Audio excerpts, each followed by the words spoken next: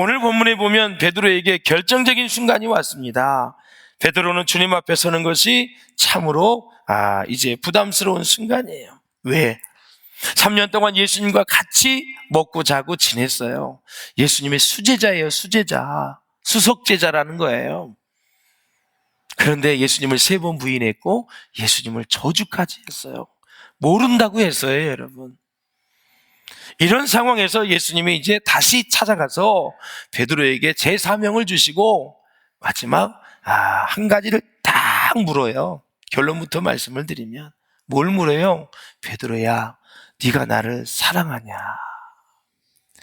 저는 이 질문이 제가 신학을 할 때는 잘 몰랐어요. 그냥 예수님이 3번 질문했구나, 중요한 거구나, 그 정도로 리포트도 쓰고 논문도 쓰고 했습니다만, 목회를 하고 연륜이 점점 깊어지고 나이가 먹으면서록 다양한 일을 많이 경험할수록 최고구나, 주님을 향한 사랑이 식으면 인생의 끝이구나. 무슨 의미가 있겠어요, 주님을 사랑하지 않는데. 우리의 돈벌이, 직장, 사업, 기업 운영하는 거, 우리가 하는 일들 주님을 사랑하지 않는데 무슨 의미가 있겠어요? 곰곰이 생각해 봤어요. 주님을 사랑하는 마음이 있어야 기업과 직장 다 열심히 돈 벌어서 뭔가를 주님을 위해서 할 거 아니에요, 여러분. 그게 의미가 있는 거지요. 할렐루야. 네. 네가 나를 사랑하느냐? 그럼 무슨 얘기예요? 이제까지 나를 따라다니고 나의 제자라고 계속해서 인정을 받았는데, 지금 너 고백하는 거 보고 앞으로 네가 사명을 감당해야 되는데 그거 회복 못하면 절대 사역 감당할 수 없다라는 것을 말씀해 주고 있는 거지요. 베드로는 다 주를 버릴지라도 나는 언제든지 주님을 버리지 않겠다고 호언장담을 했어요, 여러분. 인간의 의리로 한 거지요. 뿐만 아니라 내가 주와 함께 죽을지언정 주님은 부인하지 않겠다, 그렇게 얘기를 했어요. 근데 나는 예수님의 제자가 아니라고 계집아이 앞에서 부인을 해버리고 말았어요. 그러니 주님과 베드로와의 관계가 깨진 거지요. 부인했으니까.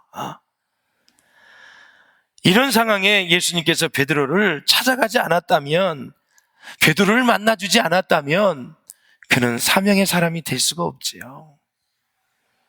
결국은 사랑한다는 것을 계속해서 고백하게 하시고, 나중에 이제 보시면 알겠지만, 베드로야, 네가 나를 사랑하니?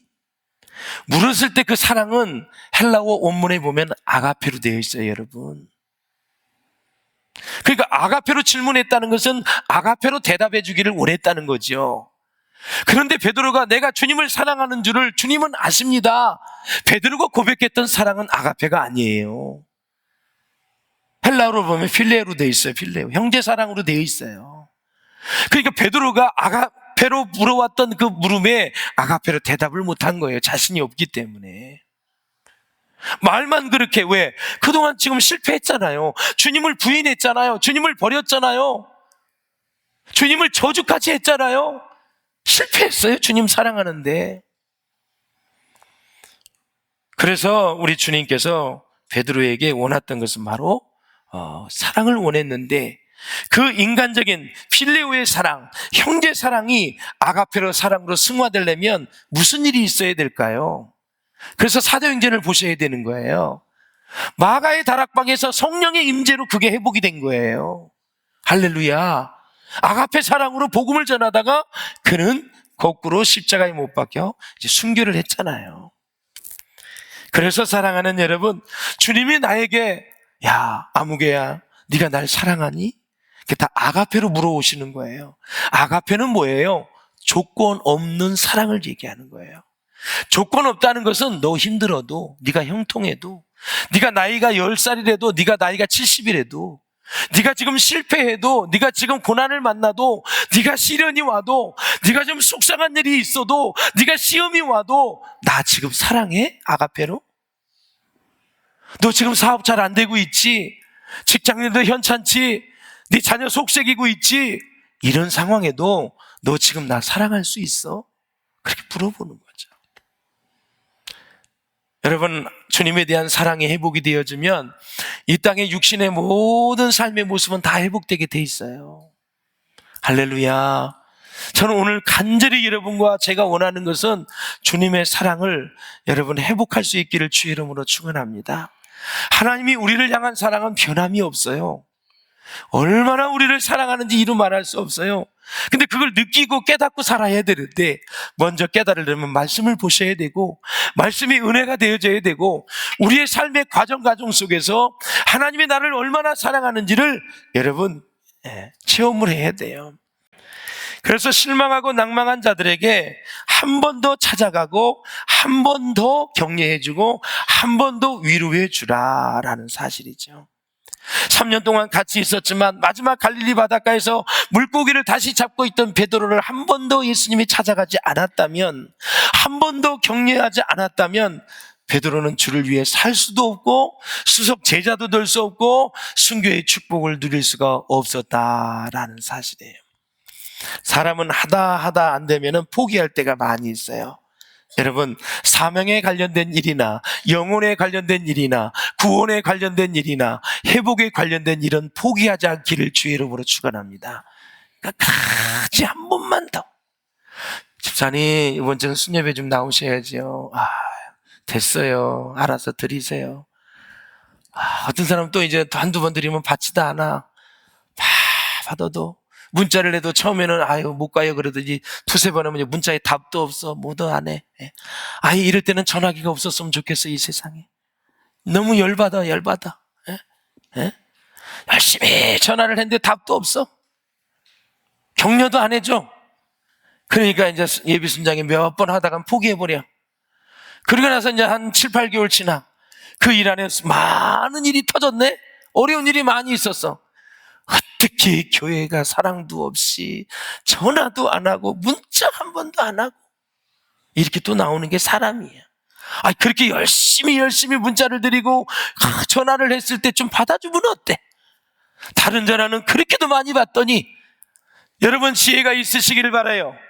교회에서 하는 전화는 잘 받으시기를 바랍니다. 다 영혼을 살리는 일이고 여러분을 축복을 위한 일이고 여러분에게 정말 가치 있는 일을 같이 나누자는 이야기이기 때문에 교회에서 가는 전화는 잘 받을 수 있기를 바랍니다. 그러나 이단에서 오는 전화는 물을 자르듯이 잘라버려야 돼요. 받지 마세요 여러분. 근데 그건 또 호기심이 있어가지고 누구세요? 교회에서 가는 전화, 우리 순장, 예비 순장, 여러분 목회자들이 전화하고 이렇게 하면은 잘 받으시길 바라요. 여러분을 뜯어먹으려고 그래요. 뭐 볶아먹으려고 그래요. 뭐를 하려고 그래. 모여서 얘기하고 신앙을 나누고 또 어려운 일 있으면 같이 나누고 함께 하자는 거잖아요. 함께 하잖아. 힘들어도 어려워도 그냥 난 순례배 가야 된다, 딱 마음을 먹고 계셔야 돼. 할렐루야. 안 가려는 마음을 딱 먹었는데 전화가 오면 너무너무 힘든 거야. 어차피 할 거라면, 어차피 참여할 거라면 나는 죽을 때까지 순례배 잘 드릴 거야. 이런 마음을 먹으면 여러분 마음이 평안하고 좋아지게 될 줄로 믿습니다. 할렐루야. 나쁜 것을 마음을 확 먹어버리면 너무 힘든 거예요. 신구약 성경을 통해서 우리 인간에게 말씀해 주신 네 마디가 있습니다. 첫째가 뭐예요? 내가 너를 지었노라. 할렐루야. 둘째가 뭐예요? 내가 너를 사랑하노라. 셋째가 뭐예요? 내가 너희를 구속하였노라. 우리를 위해서 십자가에 돌아가셨다는 거예요. 우리의 죄값을 주님이 다 치러주셨다는 거예요. 넷째가 뭐예요? 내가 너희를 위하여 영원한 집을 준비했다. 이게 성경 전체의 내용이에요. 내가 너를 지었어. 내가 너를 얼마나 사랑하는지 몰라? 그렇기 때문에 그 아들 독생자를 보내서 죽게 해서 너희의 죄를 다 죄값을 치러주신 거야. 이제 그 예수님만 믿으면 저 영원한 집이 천국에 있는데 우리는 천국에 가서 영원히 함께 사는 거야. 이게 비전이고 소망 아닙니까 여러분? 믿지 않는 사람에게 영원한 집이 있습니까 여러분? 우리에게는 영원히 살 수 있는 집이 천국에 있습니다 여러분. 할렐루야. 얼마나 감사한 일이에요 여러분. 얼마나 감사한 일. 하나님의 말씀은 그래서 생명의 양식이에요. 양식은 양식인데 생명을 계속 생명되게 하고 배부르게 먹을 수 있는 양식이에요. 하나님의 말씀을 잘 섭취하셔서 승리할 수 있기를 주의 이름으로 축원합니다. 그래서 성경은 하나님의 말씀은 우리의 등불이다, 우리의 삶의 빛이 되신다, 영혼의 갈증을 해결해 주신다, 심령의 위로를 받게 한다, 새로운 소망을 얻게 한다, 나약한 자는 담대함을 얻게 된다, 영원한 생명을 얻게 된다고 말씀하고 있는 거예요. 할렐루야. 예수님께서 베드로를 찾아오신 다음에 제일 먼저 하신 일은, 베드로야, 너 뭐 때문에 그렇게 배반을 했니? 뭐 때문에 부인한 거야? 내가 3년 동안 너 다 먹여주고 입혀줬는데, 라고 한번 진지하게 얘기해보자. 이런 말씀 안 하셨어요. 한마디도 안 하시고 예수님은 물고기를 잡으셔서 숯불을 피워놓고 거기 다 소금을 뿌리고 구워서 베드로에게 다 먹이셨어요. 그리고 나서 나중에 순서가 있어요. 여러분, 회복은 6, 그 다음에 혼, 0이에요. 순서가. 너 말이야, 만나자마자 기도 안에서 너 그렇게 된 거야. 그건 가장 나중에 해야 될 말이에요. 영적인 거는 항상. 지금 6이 배고파, 아침이야, 물고기도 못 잡아서 나중에 깊은 데로 가서 던지라 그랬잖아. 못 잡았어. 다 따뜻하게 먹이고 배가 불러오니까 그래도 참 좋지요. 그리고 나서 마음을 만지는 거죠. 별일은 없었니? 뭐 하면서 그 다음에 마지막으로 질문하잖아요. 네가 나를 사랑하니? 주님을 사랑하니? 하나님을 사랑하니? 이 사람들보다 나를 더 사랑해? 주제가 사랑이에요. 사랑. 결국은 사명은 사랑 없이는 할 수 없다라는 것을 베드로를 통해서 우리에게 가르쳐 주시는 거예요. 여러분, 사역이 너무 힘들고 지쳐 있다면 주님을 사랑하는 마음이 식은 것입니다. 남녀간에도 연애를 할 때 어때요? 불이 붙을 때는 어떠한 약속 장소를 해도, 어떠한 돈을 지출해도 아깝지 않고 이렇게 열심히 해요. 그러다가 사랑이 식어지면 귀에 들리질 않아. 잔소리로 들려. 다. 그러니까 또 그 소리, 또 그 소리. 저도 진짜 계속 구사리 먹어요.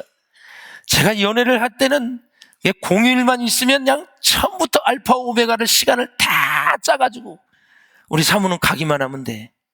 근데 지금은 모든 게 다 사라졌어요. 그러니까 사람이 이렇게 변하는 거예요. 나도 목사이지만 남자로서의 이 저기는 상당히 부족한 사람이에요. 그렇게 결혼하기 전까지는 뭐 별짓을 다 하더니 결혼하고 나서는 빨간 글씨가 날짜가 와도 별 신경 안. 우리 남성들은 어때요? 우리 장로님은 어때? 지금도 불이 붙는다고 얘기하더라. 그래서 야, 참 복된 가정이다. 할렐루야다. 맞아요. 사랑이 식으면 다 그냥 귀찮게 되는 거야. 귀찮게. 그런데 사랑이 그냥 뜨겁게 들어오면 안 되는 것도 되게 하고 뭐 힘든 게 없어. 다. 우리가 주님의 사역을 하잖아요. 주님의 사역하려면 주님을 사랑해야 되는 거고, 남편과 아내를 위해서는 두 양정을 사랑해야 결국은 힘들지 않는 거고, 자녀를 사랑하기 때문에 내가 바깥에 나가서 일해서 자녀를 교육시킬 때도 힘들지 않는 거예요. 사랑하는 성도 여러분, 정말 우리가 주님을 향한 사랑이 지금도 여전한지 한번 생각해 보았으면 참 좋겠다 생각이 되어져요. 자, 그래서 예수님이 사랑한다고 말하니까 내가 주님을 사랑하는 줄 주님이 아시지 않습니까? 그러니까 내 양을 먹이라, 내 어린 양을 먹이라, 내 양을 치라 그랬어요. 원문에 보니까 어떻게 돼 있냐면, 먹이라는 말씀은 어린 양을 키우라는 말씀이고, 치라는 말씀은 내 양을 다스리라라는 말씀이에요. 결국은 뭐예요? 지도자가 되라는 뜻이지요. 결국 사명을 재부여하는 그런 모습을 우리가 볼 수 있습니다. 제가 성경 66권을 보니까 하나님은 장난치듯이 사람을 다루지 않으세요. 한번 선택을 했다 좀 부족하면 싹 버리고, 다르면 선택을 해서 막 쓰시는 분이 아니야. 저 같으면 요나 같은 사람 못 쓰겠어요. 내가 기업의 오너이고 수장이라면 진짜 열받아서 못 쓸 것 같아. 근데 끝까지 가서 그를 변화시켜요. 베드로도 끝까지 찾아가서 쓰셨어요. 할렐루야. 그러니까 사람은 굉장히 부족하면 배반을 하고 막 그러면 딱 버려버리는데, 예수님, 하나님은 그렇지 않아요. 그 부족한 점을 다 채우는 거예요.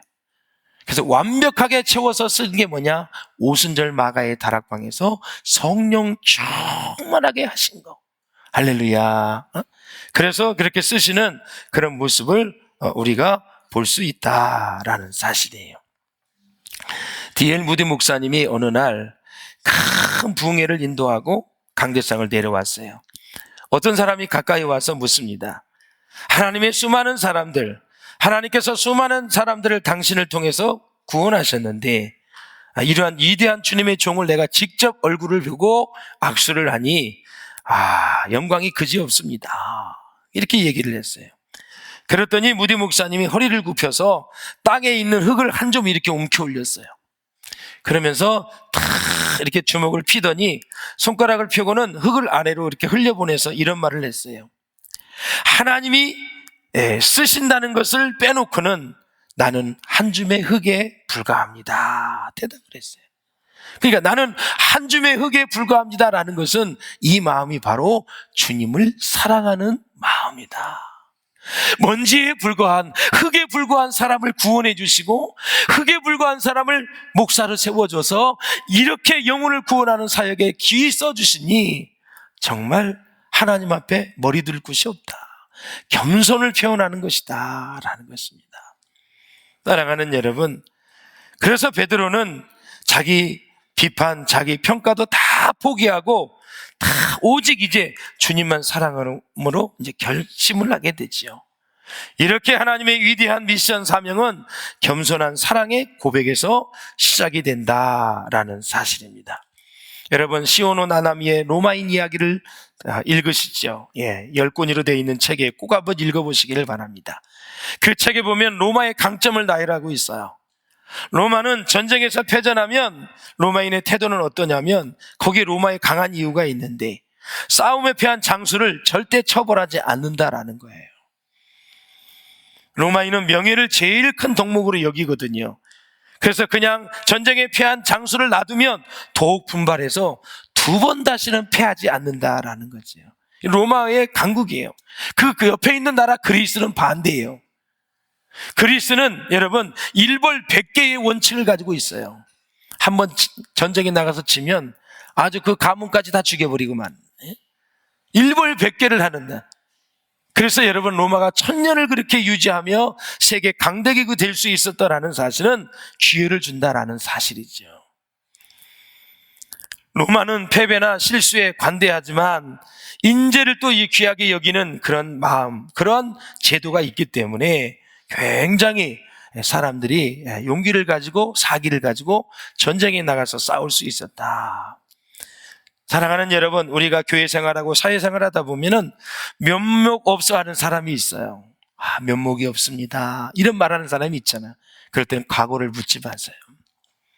따뜻하게 그냥 안아주시고 시간을 기다려주시고 시간을 계속해서 기다려주시되 주님의 마음을 가지고 기다려줄 수 있기를 주의 이름으로 축복합니다. 무엇이든지 서두르면 실수를 하게 돼 있고 서두르면 관계가 깨지게 돼 있고 갈등의 요소가 일어나게 될 수 있다라는 거죠. 세상에 완벽한 사람이 어디 있습니까? 없습니다, 여러분. 다 부족한 사람이에요.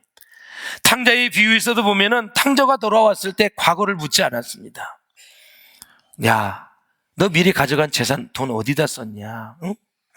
어디 가서 무슨 짓을 했느냐? 절대 묻지 않고 안아주시고, 아버지가 가락지에 다시 반지를 껴주시고, 그리고 음식을 만들어서 잔치를 하고, 그리고 다 먹고 난 다음에 너무나 황송하니까 그 다음에 이제 아버지에게 다 얘기를 했겠지요. 죄송합니다, 아버지, 용서해 주세요 했겠지요.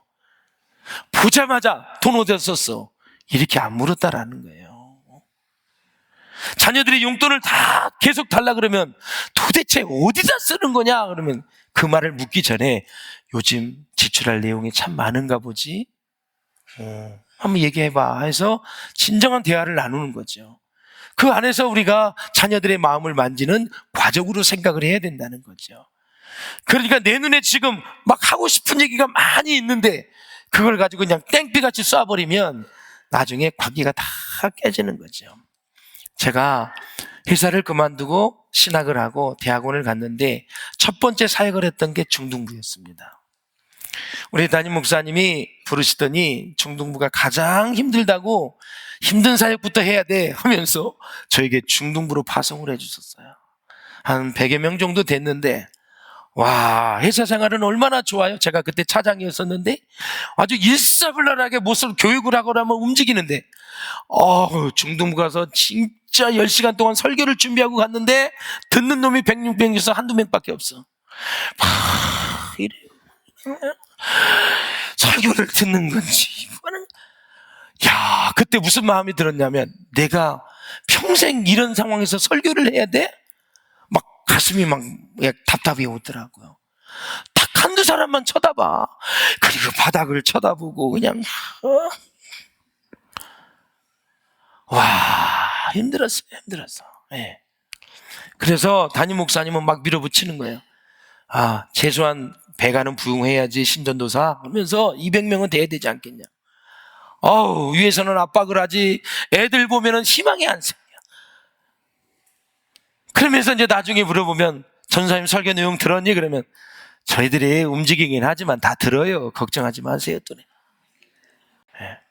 그래서 매주일 토요일마다 우리 이제 순대, 떡볶이, 김밥 이런 걸 이제 사모한테 부탁을 하는 거죠. 30만 원 사례비 받아가지고 그거 하는데 보통 일이 아니야. 그래도 목사님이 전도를 해라니 어떡해. 그래서 애들 다 먹이고 애들아 영혼이 소중하지 않니? 우리가 전도하자. 담임 목사님이 시켜서 한 거야. 그러면 아무것도 안 되잖아요. 그래서 전도하셨더니 그래도 김밥 먹고 떡볶이 먹고 순대 먹던 애들이 서너 명씩 다 전도해 오는 거예요.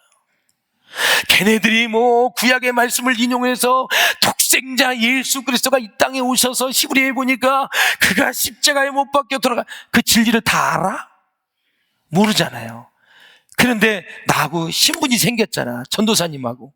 얘들아 다음 주에 딱 한 사람 전도하는 거다. 그러니까 그걸 먹더니 매주 서너 사람 전도해가지고 170명까지 간 거예요. 네. 정말 행복했어요. 네. 제가 드리고 싶은 얘기는 뭐냐면 이 관계를 잘 해야 또 사랑이 계속 깊어지는 거고 사랑이 깊어져야 사명을 잘 감당할 수 있다라는 거죠. 예수님은 사랑이 인정되지 않는 자에게는 사명을 주시지 않는다라는 사실이에요. 사랑. 여러분 세계적인 지휘자 정명훈 씨를 잘 알지요. 이 정명훈이가 피아노 실력의 80%는 연습으로 된다 그랬어요. 우리 김미영 군사님 어떤지 모르겠어요. 80%는 연습으로 된다. 그러나 100%가 되기 위해서는 피아노를 사랑해야 된다. 이런 얘기를 했어요. 우리가 정말 하나님의 영광을 위해서 산다면 하나님을 사랑해야 되고 주님을 위해 죽도록 사명을 감당하면서 살겠다 그러면 주님을 사랑해야 되는 거고 성령님을 위해서 내가 그렇게 산다 그러면 성령이 충만해야 될 줄로 믿습니다. 그 대상을 사랑해야 결국 우리는 지치지 않고 끝까지 이 길을 갈 수 있다라는 사실이에요. 사랑하는 성도 여러분, 주님을 사랑하는 마음이 다시 뜨거워지시기를 주의 이름으로 축원합니다. 그 뜨거워진 사랑을 이제 이웃에게 흘려보내고 가정으로 흘려보내고 우리 교회 식구들에게 흘려보내고 직장의 동료들에게 흘려보낼 수 있는 우리 성공하고 승리하는 그리고 복된 우리 사랑하는 비전교회 성도들이 다 될 수 있기를 주의 이름으로 축원합니다.